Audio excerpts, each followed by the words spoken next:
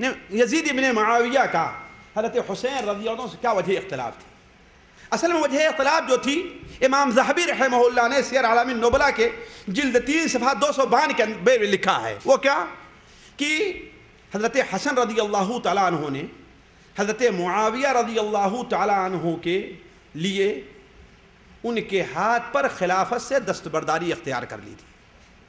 اور اللہ کے رسول صلی اللہ علیہ وسلم کی صحیح حدیث بخاری شریف میں ہے کہ میرا یہ بیٹا سردار ہے. کون؟ حسن. اس کے ذریعے اللہ تعالیٰ مسلمانوں کی 2 بڑی جماعت میں صلح کرائے گا. اور آپ کی یہ پیشین گوئی ثابت ہوئی کہ حضرت معاویہ رضی اللہ عنہ کی جو جماعت تھی اور کوفہ میں حضرت حسن رضی اللہ عنہ کی جو جماعت تھی ان دونوں میں صلح ہوئی کہ حضرت حسن رضی اللہ تعالیٰ عنہ نے خلافت سے دستبرداری کر لی. لیکن حضرت حسین رضی اللہ عنہ اس پر راضی نہیں تھے. وہ جذباتی تھے, بہادر تھے ماشاء اللہ. وہ کہے تھے کہ نہیں لڑو, لڑیں گے, جہاد کریں گے. اس لیے کہ آپ کی موجودگی میں معاویہ یا حضرت عبداللہ ابن عمر دوسرے صحابہ کرام کی موجودگی میں معاویہ خلافت کے حقدار نہیں ہیں, اس لیے کہ یہ لوگ ان سے افضل تھے. علی کل حال یہ وجہ اختلاف تھی.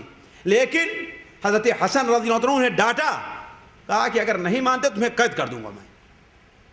اس لیے اپنے بڑے بھائی کی بات کو قبول کیا, حضرت معاویہ کے ہاتھ پر بیعت کر لیا. حضرت معاویہ رضی اللہ عنہ کی بڑی عزت کرتے رہے, تمام لوگوں سے بڑھ کر کے زیادہ انہیں عطیہ دیتے رہے. وہ ان کے پاس آتے رہے, ان کی باتوں کو قبول کرتے رہے. وہ بات جو شیعہ حضرات نقل کرتے ہیں یہ ساری خرافات اور بکواس ہے کہ ہاں دونوں میں شروع سے اختلاف تھا, لڑائی تھی, ایسی بات نہیں. بلکہ ان کی قدر کرتے تھے معاویہ رضی اللہ تعالیٰ عنہ, اور وہ ان کا مال غنی بیت المال سے ان کا حصہ متعین کیا حضرت حسین رضی اللہ تعالیٰ عنہ کا. ان کے پاس آتے رہے اور ہدایت قبول کرتے رہے. لیکن حضرت حسن رضی اللہ عنہ جب انتقال ہو گیا حضرت معاویہ کے عہد خلافت میں, تو حضرت معاویہ رضی اللہ تعالیٰ عنہ نے بعض بڑے صحابہ کے مشورے سے اور بعض مصلحت کے پیش نظر, یہ ایک دوسرا موضوع ہے میں اسے یہاں نہیں چھیڑنا چاہتا, اپنے زمانے ہی میں اپنے بیٹے یزید کے ہاتھ کے لیے بیعت لینی چاہیے. حضرت حسین رضی اللہ تعالیٰ عنہ, حضرت عبداللہ ابن زبیر, حضرت عبد الرحمن ابن بکر, ان لوگوں نے اعتراض کیا کہ یہ کوئی قیصریت نہیں کہ باپ کے بعد ان کا بیٹا. ذرا اس نقطے پر غور کریں کہ ان لوگوں نے یہ نہیں کہا کہ یزید خلافت کا حقدار نہیں ہے, یہ نہیں کہا کہ یزید شرابی ہے, یہ نہیں کہا کہ یزید تو نماز نہیں پڑھتا, یہ کہا کہ باپ کے بعد بیٹا خلیفہ بنے یہ قیصریت ہے, اللہ کے رسول صلی اللہ علیہ وسلم کی یہ سنت نہیں ہے. اس لیے یہ اعتراض کیا. لیکن حضرت معاویہ رضی اللہ تعالیٰ عنہ نے زور دیا اور لوگوں نے بیعت کر لی. لیکن حضرت معاویہ رضی اللہ عنہ کے انتقال کے بعد جب یزید خلیفہ بنا, یزید مسلمانوں کا بادشاہ بنا, تو حضرت حسین رضی اللہ تعالیٰ عنہ نے, حضرت عبداللہ ابن زبیر نے, ان لوگوں نے تجدید بیعت نہیں کی. اب تک تو ولی عہدی کی بیعت کی تھی نا, لیکن خلافت کی بیعت نہیں کی اور مکہ مکرمہ چلے گئے. یہاں پر ایک بات اور ذکر کر دوں کہ حضرت حسین رضی اللہ تعالیٰ عنہ اور یزید کا آپس میں کوئی مقابلہ نہیں ہے, دونوں میں کوئی مقارنہ نہیں ہے, کہاں ثریا اور کہاں ثرا. حضرت حسین رضی اللہ عنہ جو فضیلت حاصل تھی وہ نہ یزید کو حاصل ہے, نہ یزید کے باپ کو حاصل ہے, نہ یزید کے خاندان میں سے کسی کو حاصل ہے.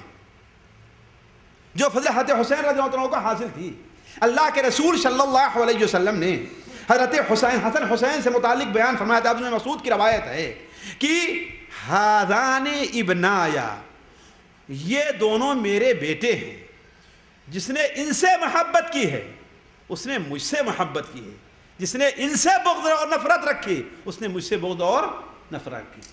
ایک دوسری حدیث میں جو سنن ترمذی مسند احمد میں ہے, آپ صلی اللہ علیہ وسلم نے بیان فرمایا کہ آج میرے پاس ایک فرشتہ آیا ہے جو آج رات سے پہلے کبھی دنیا میں نہیں آیا ہے. اس نے مجھے یہ بتلایا کہ فاطمہ جنت کی عورتوں کی سردار ہے اور حسن اور حسین جنت کے نوجوانوں کے سردار ہیں. یہ فضیلت جو حضرت حسین رضی اللہ عنہ کا حاصل ہے اس کی ہوا بھی یزید کو نہیں لگی.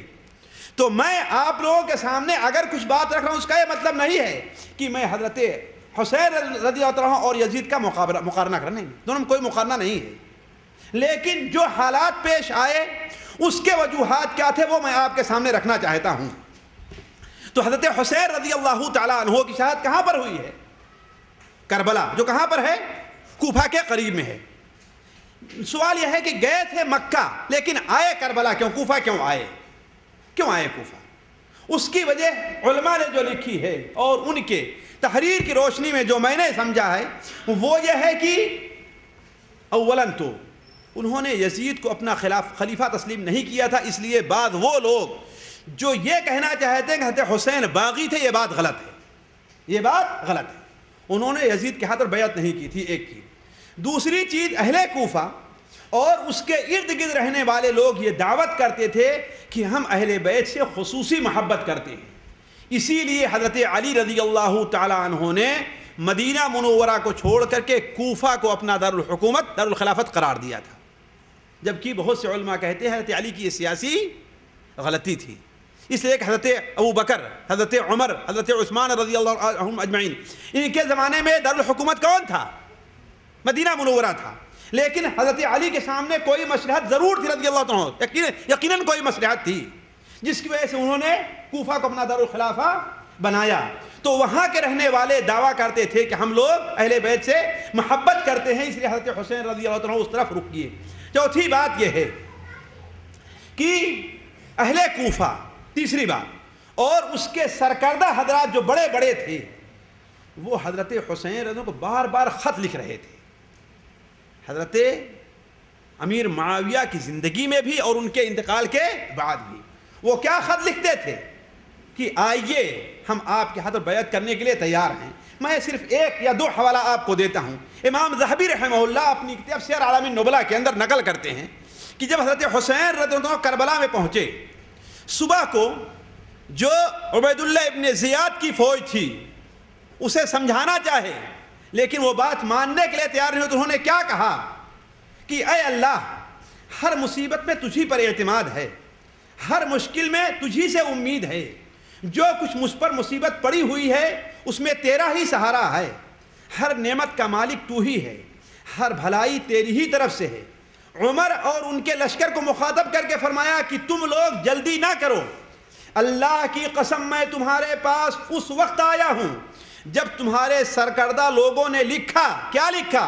کہ سنت مٹ رہی ہے، نفاق نے سر اٹھایا ہے، حدود شرعیہ معطل ہو چکی ہیں، آپ آئیے، ممکن ہے کہ اللہ تعالیٰ آپ کے ذریعے امت کی اصلاح کر دے، اس لیے میں آیا ہوں، اگر تمہیں میرا آنا پسند نہیں ہے تو مجھے واپس جانے کی اجازت دو، میں واپس جانا چاہتا ہوں۔ امام ابن کثیر رحمہ اللہ اپنی کتاب البدایہ و نہایہ کی جلد 8 میں لکھتے ہیں کہ سارے لوگ حضرت حسین کے پاس خط لکھتے رہے، ابھارتے رہے، آمد کا مطالبہ کرتے رہے تاکہ یزید کے بجائے آپ کی ہاتھ پر بیعت کریں، اپنے خطوط میں صراحت کے ساتھ لکھتے رہے کہ معاویہ کے انتقال سے ہمیں خوشی ہے، ان کے اور ان کی حکومت کے بارے میں بدزبانی کرتے رہے، اور یہاں تک لکھا کہ ابھی تک ہم نے کسی کے ہاتھ پر بیعت نہیں کی ہے، ابھی تک ہم نے کسی کے ہاتھ پر بیعت نہیں کی ہے، اور آپ کی آمد کا انتظار ہے۔ بلکہ انصاب الاشراف جو بڑی مشہور کتاب ہے اس میں لکھا ہوا ہے کہ ان لوگوں نے یہاں تک لکھا اور جھوٹ بولا کہ ہم جمعہ اور جماعت میں بھی حاضر نہیں ہوتے ہیں، لہذا ہمیں کسی امام کی ضرورت ہے کہ وہ جمعہ اور جماعت ہمیں پڑھائے۔ یہ وجوہات تھے جس کی بنیاد پر حضرت حسین رضی اللہ عنہ کوفہ گئے تھے۔ ان کا مقصد نعوذ باللہ من ذالک بغاوت نہیں تھا، ان کا مقصد بغاوت نہیں تھا۔ دوسری بات یہ ہے کہ اب آپ